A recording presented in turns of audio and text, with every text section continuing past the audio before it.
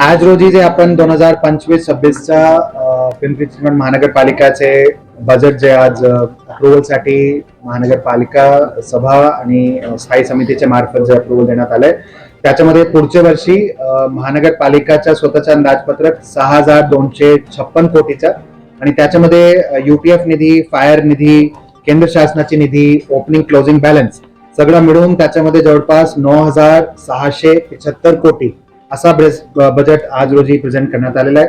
त्याच्यामध्ये प्रामुख्याने जे आपला स्थापत्यविषय योजना आहे त्याच्यासाठी 756 कोटी, शहरी गरीब योजनासाठी जवळपास 1,858 कोटी, जेंडर बजेट 83 कोटी, दिव्यांग कल्याणकारी 62 कोटी, पाणी पुरवठ्यासाठीच्या 300 कोटी, PMPML करिता संचालन तूट प्लस नवीन बसेस त्याच्यासाठी 417 कोटी, भूसंपादनाची काही निधी आणि तसंच अमृत योजनाच्या साठीचे काही निधी घेण्यात आलेली आहे. याच्यामध्ये कोणता कर मध्ये नवीन कर वाढ आपण तशी काय प्रपोज केली नाही.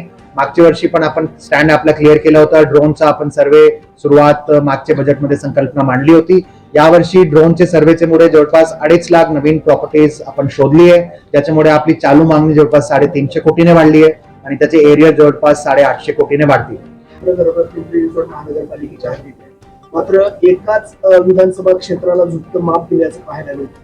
ओव्हरऑल सिटीचा विचार करताना वेगवेगळे एरियाजची डेव्हलपमेंट नीड्स वेगळी असतात, वेगवेगळे एरियाजचा डेव्हलपमेंट कर वेगळा असतं आणि वेगवेगळे एरियाजमध्ये डीपीचे रिझर्वेशनचा, रोडचे रिझर्वेशनचा, डेव्हलपमेंटचा पर्सेंटेज वेगळा असतो. त्याचा विचार करून, नवीन डेव्हलपिंग एरियाचा विचार करून, पॉप्युलेशन ग्रोथचा विचार करून, ट्रॅफिक कंजेशनचा विचार करून, सगळ्याचा विचार करून आपण त्याच्यामध्ये समावेश ओव्हरऑल सिटीचे सर्व एरियासाठी घेण्यात आलेला आहे.